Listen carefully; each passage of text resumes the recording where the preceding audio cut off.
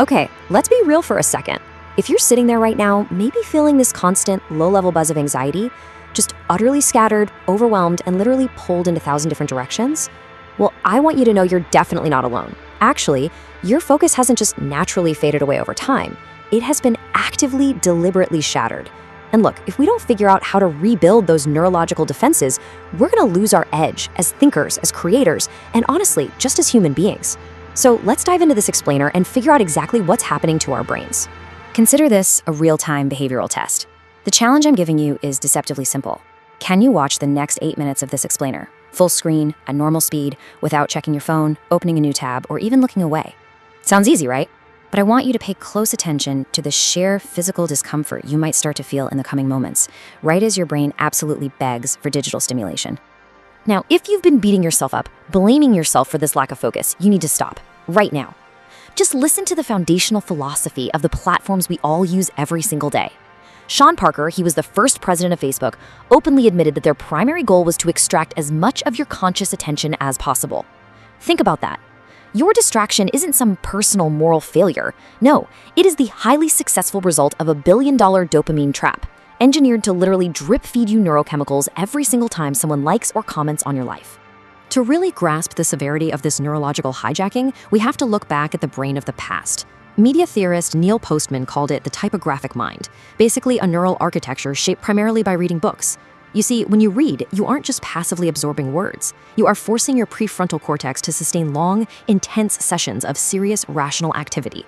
Back then, reading was this grueling mental workout that forged an absolute ironclad focus muscle. To put that focus into perspective, back in 1858, up to 18,000 people stood outside, often in absolutely terrible weather, for 3 solid hours just to follow the Lincoln-Douglas debates. 18,000! And this audience, armed with that focus muscle, trained by a culture of deep reading, they effortlessly tracked 90-minute, incredibly complex trains of thought without a single distraction. Can you even imagine that today? Well, by 1960, that intellectual marathon had violently compressed. The Kennedy-Nixon televised debates shrank the entire event down to just 1 hour. Opening statements slashed to a mere 8 minutes. The medium shifted, and our neural pathways adapted to these bite-sized chunks, where suddenly visual appearance mattered way more than complex thought. The atrophy of human attention had officially begun. And today, we've moved from the television set into absolute chaos. Cognitive researchers, like Gloria Mark, point out that our attention spans on screens have plummeted to mere seconds. You are operating in what experts call a hostile design environment. This isn't just an accident. It's an unfair psychological war against massive corporations armed with PhDs in neuroscience and behavioral psychology. Their sole objective? To ensure you are never bored for even a millisecond, so you never, ever stop scrolling. So there's a really profound neurological difference between giving your attention and having it stolen. A book, for instance, demands that you willingly give it your focus, right? That activates the brain's deep thinking centers. Digital feeds, on the other hand, aggressively steal it. They bypass your executive function entirely and hijack your dopamine pathways directly. It replaces deep, rational thought with a relentless barrage of chaotic stimulation. It's wild. And you know what's truly chilling? The very architects of these hostile environments actively shield their own families from them. Steve Jobs famously refused to let his kids use the newly invented iPad. Mark Zuckerberg restricts his children from using Facebook. Tech executives strictly curate their kids' screen time. Why? Because these elites intimately understand the devastating long-term neurological effects of their own creations. They protect their children from it. So why aren't we protecting ourselves? The answer to what's happening to us lies in a biological process called neuroplasticity. Every single time you rapidly flick through a feed or switch between 20 open browser tabs, you are physically altering the gray matter in your skull. I mean, you are carving deep neural trenches that crave constant novelty. You are literally training your brain to become easily distracted, systematically dismantling your own innate ability to concentrate. The brutal reality here is that giving into this trap is ruining your cognitive capacity. But wait, here is the clinical diagnosis of hope. Because neuroplasticity, it's a double-edged sword. Since your brain is plastic, the damage is absolutely not permanent. You can harness this exact same biological mechanism to actively rewire your brain, repair those fragmented pathways, and rebuild your cognitive defenses from the ground up.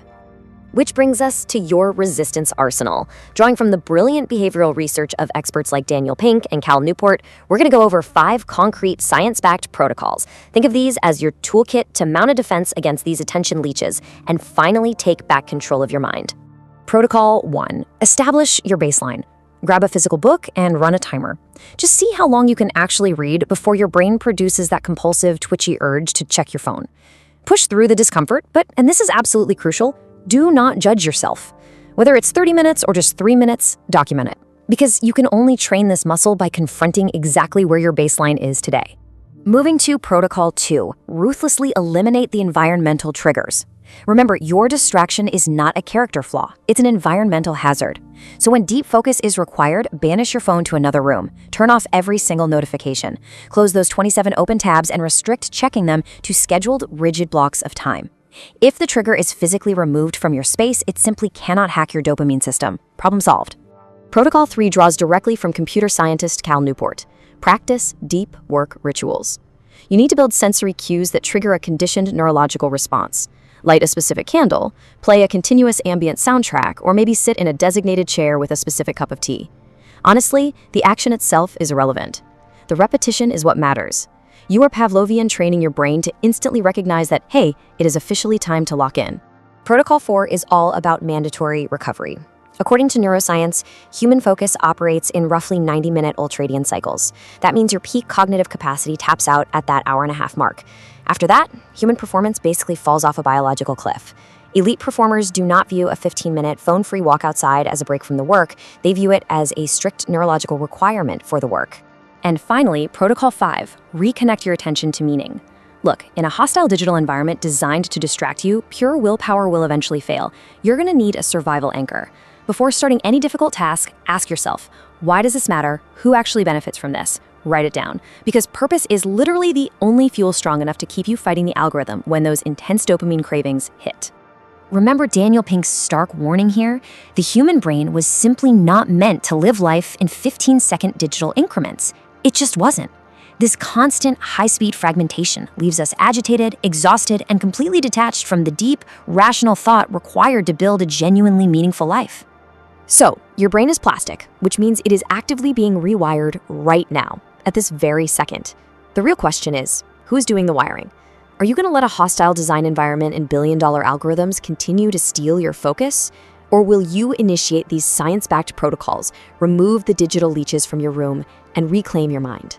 The choice is entirely yours, the very moment this explainer fades to black.